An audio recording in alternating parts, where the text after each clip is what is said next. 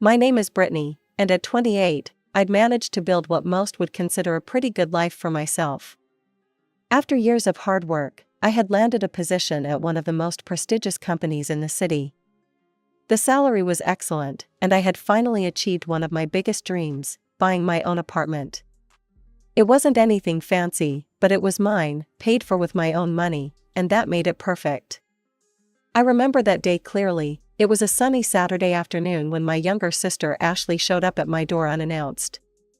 At 23, she still lived with our parents, which had never seemed to bother her before. She'd always been content letting them support her while she figured out her life, as she put it. But this time, something was different. As soon as I let her in, I noticed her eyes darting around my apartment with an intensity I'd never seen before. She wandered from room to room, touching things, examining everything as if she was seeing it all for the first time, even though she'd been here countless times before. "Your place is so nice, Britt," she said, running her hand along my kitchen counter. "You're so lucky." I couldn't help but laugh. "Lucky? Ashley, I worked my ass off for this place. You know that." She turned to face me, and I was surprised to see tears welling up in her eyes. "I can't take it anymore," she burst out. "Living with Mom and Dad, it's suffocating me. They're suppressing all my aspirations for independence." I nearly choked on my coffee. This was rich coming from Ashley, who had never shown the slightest interest in being independent before. "Since when?" I asked, trying to keep the skepticism out of my voice. "Last time we talked, you were pretty happy having Mom do your laundry and Dad paying your phone bill." "That's exactly the problem." She pulled out her phone and started quoting something. "According to Dr. Martinez's book on adult child-parent relationships, this is classic codependency. If I don't break free from the parental umbilical cord now, I'll be stuck there forever, just withering away." I set my coffee down and looked at her hard. "Ashley, what exactly are you asking me?" She took a deep breath, and there it was, the real reason for her visit. "I need your help, Britt. I want to move out, but I need money for the first 3 months of rent. I'll find a job right away, and then I'll be completely self-sufficient. Just like you." Maybe it was the way she said, "just like you," that got me. Or maybe I was just tired of worrying about her never growing up. Whatever it was, I heard myself saying, "Okay, I'll help you." The squeal she let out probably could have been heard 3 floors down. She threw her arms around me, nearly knocking me over. "Thank you, thank you, thank you. You're the best sister ever, Britt. You won't regret this, I promise." A week after our conversation, Ashley burst into my apartment waving her phone in the air like she'd just won the lottery. "Britt, I found the perfect places. You have to see these." I was in the middle of making dinner, but she practically dragged me to my couch. As she started scrolling through the listings, my eyes nearly popped out of my head. The first apartment she showed me was in Riverside Towers, one of the most expensive complexes in the city. "Look at this view," she gushed. "And it has a rooftop pool, gym, and even a concierge."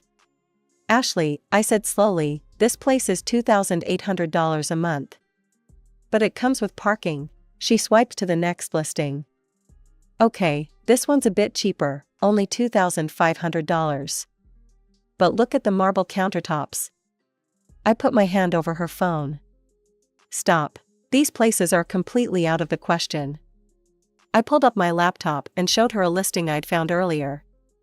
"Here, this is more realistic. It's a 1-bedroom in a good neighborhood, comes furnished with basic appliances, and the rent is reasonable." Ashley wrinkled her nose as she looked at the photos. "But it's so basic." "It's clean, safe, and perfectly nice for a first apartment," I said firmly. "In fact, it's nicer than my first place was.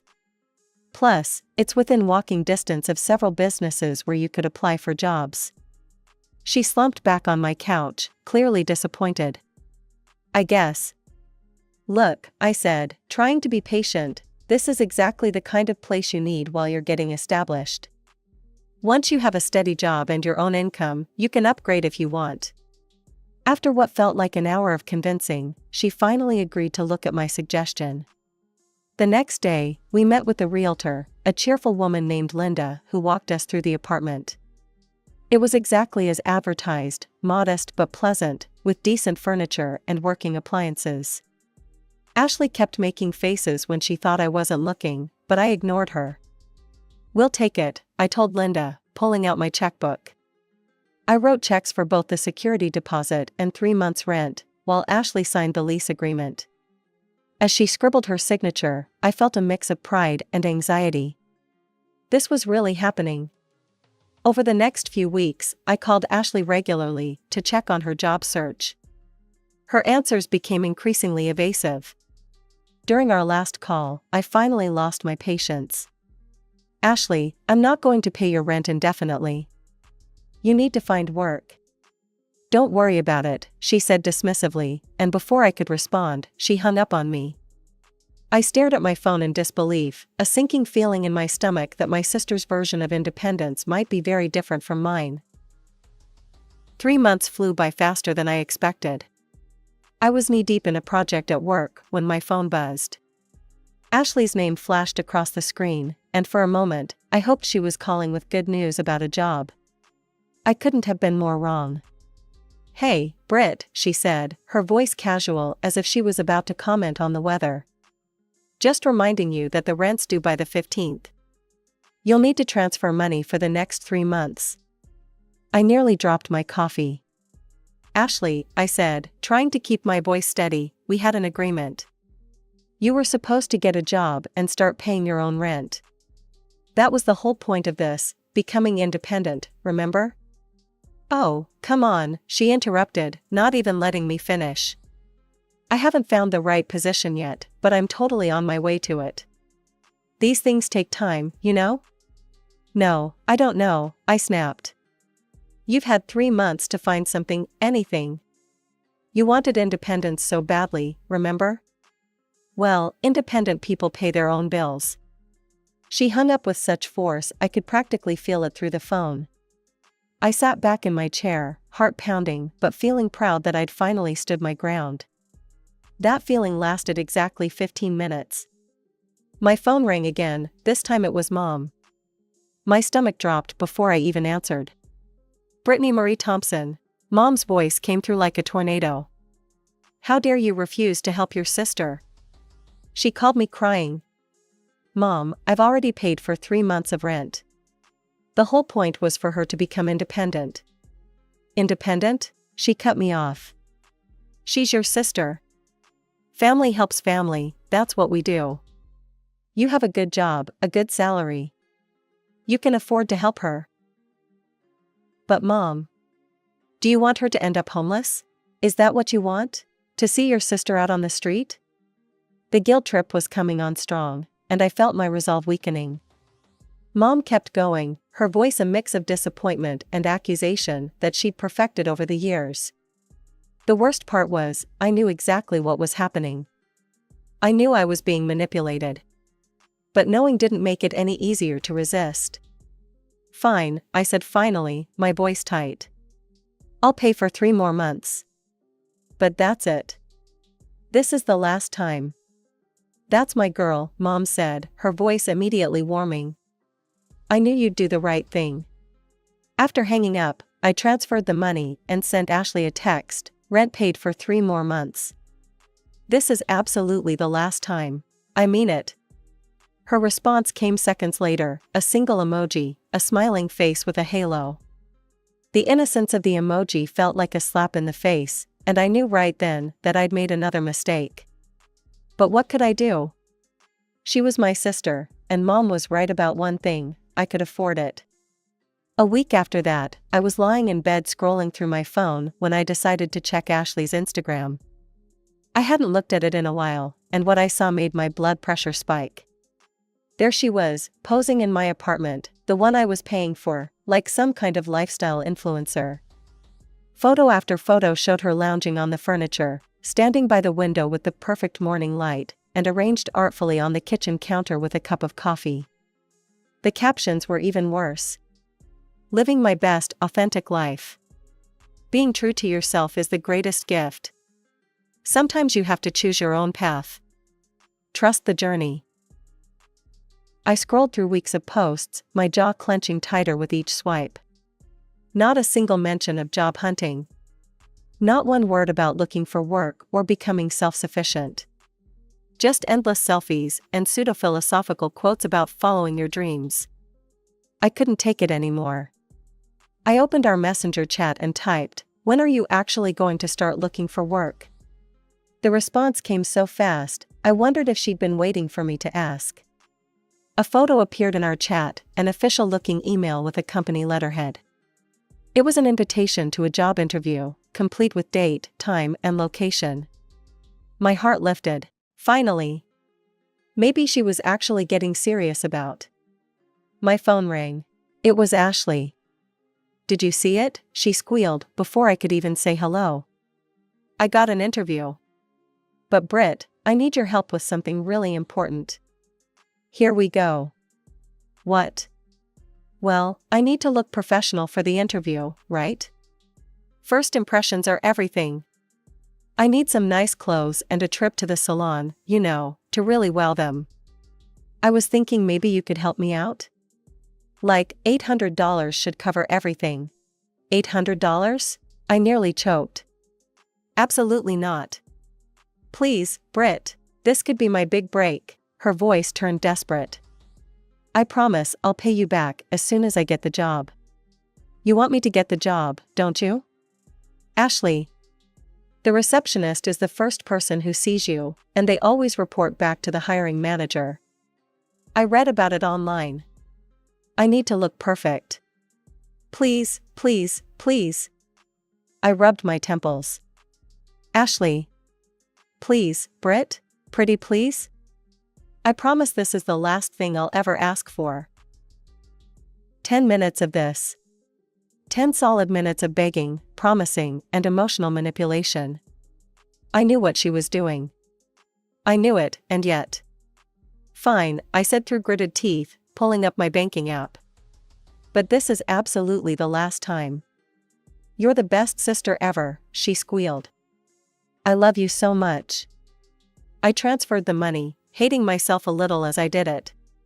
But maybe, just maybe, this would be the thing that finally got her on track.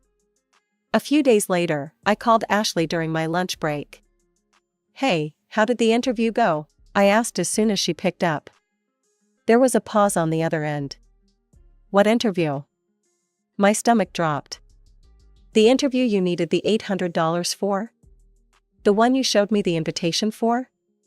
"Oh, that." She gave a little laugh that made my skin crawl. "Yeah, about that.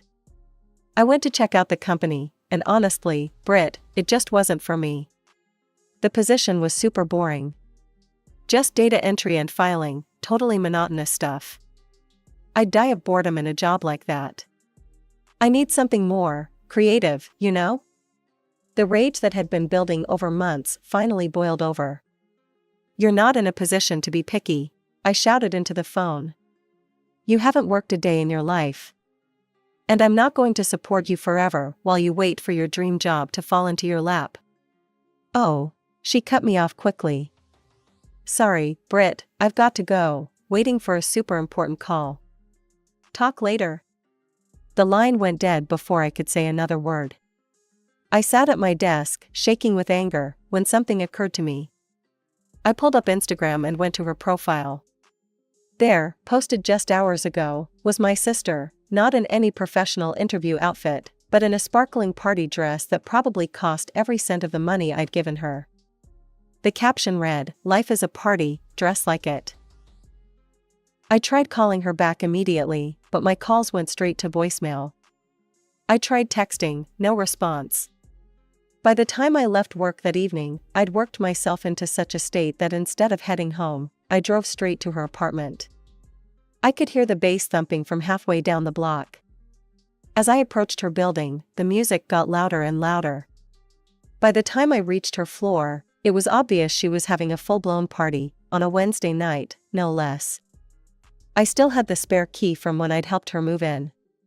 My hand shook as I fitted it into the lock. The door opened silently, the music so loud it drowned out any sound I might have made. The scene that greeted me was like something out of a college movie. There had to be at least 20 people crammed into the small apartment.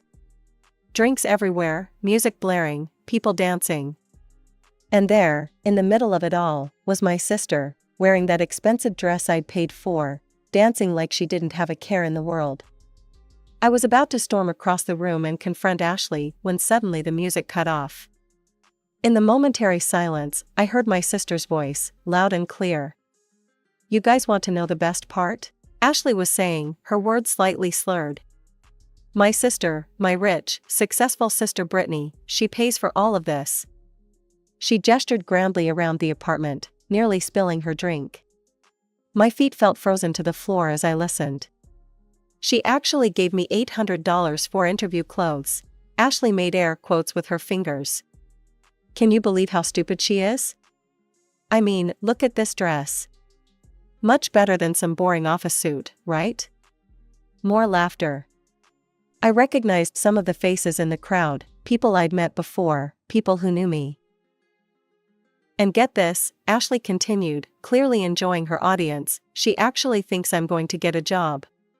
Like, why would I need to work when I have a cash cow for a sister?" She took another sip of her drink. "All I have to do is cry a little about wanting to be independent, and she throws money at me." The group around her erupted in laughter and cheers. "You're so lucky," one girl called out. "My sister would never." "That's because your sister isn't a gullible idiot," Ashley replied with a smirk. "I swear, Brittany actually believes all that crap about me wanting to." Someone in the crowd finally noticed me standing there. The person's face went pale, and they grabbed their friend's arm, pointing in my direction.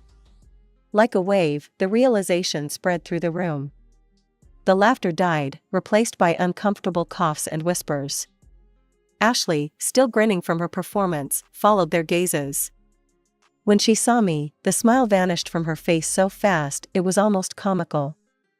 The color drained from her cheeks, and her drink slipped from her hand, shattering on the floor. I walked to the center of the room, my heels clicking against the hardwood floor in the sudden silence.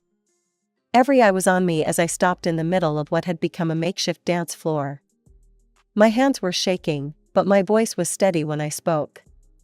"So this is what you really think of me," I said, looking directly at my sister. "This is how you treat someone who's tried to help you. You lie to me, manipulate me, steal from me, and then laugh about it with your friends. You think I'm a fool?" The silence in the room was deafening. Some people were already quietly gathering their things, trying to slip out unnoticed. Then Ashley's shock wore off, and a calculated look crossed her face, one I'd seen before, but never properly recognized. "What are you going to do about it?" she asked, her voice taking on that familiar whining tone, but this time with an edge of triumph. "You'll keep supporting me anyway." "You know why?" "Because if you don't, I'll just tell Mom and Dad. And you know whose side they'll take, they always do. They'll make your life hell until you help your poor little sister again." I didn't say another word. I turned and walked out of the apartment, my head held high. As I reached the elevator, I heard the music start up again behind me, the bass thumping through the walls as if nothing had happened. The weeks that followed were quiet. My sister didn't call, and surprisingly, neither did my parents. The silence should have been peaceful, but instead, it felt like the calm before a storm. I knew it was only a matter of time before the other shoe dropped. 3 months of silence ended with a ping from my phone. A message from Ashley popped up on my screen, "Rent's due for the next quarter. Need money for food and clothes too. Send it ASAP." The audacity was breathtaking. After everything that had happened, she was still treating me like her personal ATM. I typed back a simple response, "No, I'm not paying anything else for you. Ever." My phone immediately started buzzing with incoming calls from Ashley. I watched it ring out again and again, feeling a strange sense of calm as I ignored each attempt. Then Mom's name flashed across my screen. "Brittany," she said as soon as I picked up, her voice stern. "We need to have a serious conversation. Come to the house tomorrow after work." The next evening, I pulled into my parents' driveway with a knot in my stomach. As soon as I walked through the door, I knew I'd walked into an ambush. Ashley was sitting on the couch, wearing no makeup, her hair pulled back messily, looking every bit the part of the suffering victim. Mom and Dad sat on either side of her like guards. I barely had time to close the door before Dad started in on me. "How could you do this to your sister?" he demanded. "She's about to be evicted because of you. Do you have any idea what you're putting her through?" Mom jumped in. "She's barely eating, she's so stressed." I looked at Ashley, who sniffled dramatically on cue. The Oscar-worthy performance made my blood boil. "Are you kidding me?" I shot back. "I paid her rent for 6 months. I gave her money for clothes, for food, and you know what she did with it? She threw parties. Bought party dresses. And then had the nerve to brag to her friends about what a fool I was for giving her money." "Oh, please," Mom waved her hand dismissively. "She was just joking around with her friends." "You're being too sensitive." "Joking?" I could hardly believe what I was hearing. "She literally called me a cash cow and bragged about manipulating me." "You're the older sister," Dad cut in, his voice hard. "It's your responsibility to help her. We raised you better than this." "My responsibility?" I repeated incredulously. My responsibility was to help her become independent, not bankroll her permanent vacation. Ashley sat there through it all, a small, satisfied smile playing at the corners of her mouth. She thought she had me cornered.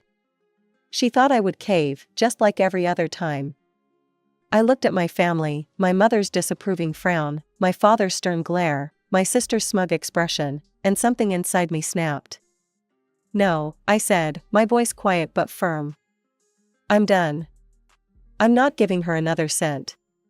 She's an adult. If she wants to live independently, she can pay her own bills like the rest of us."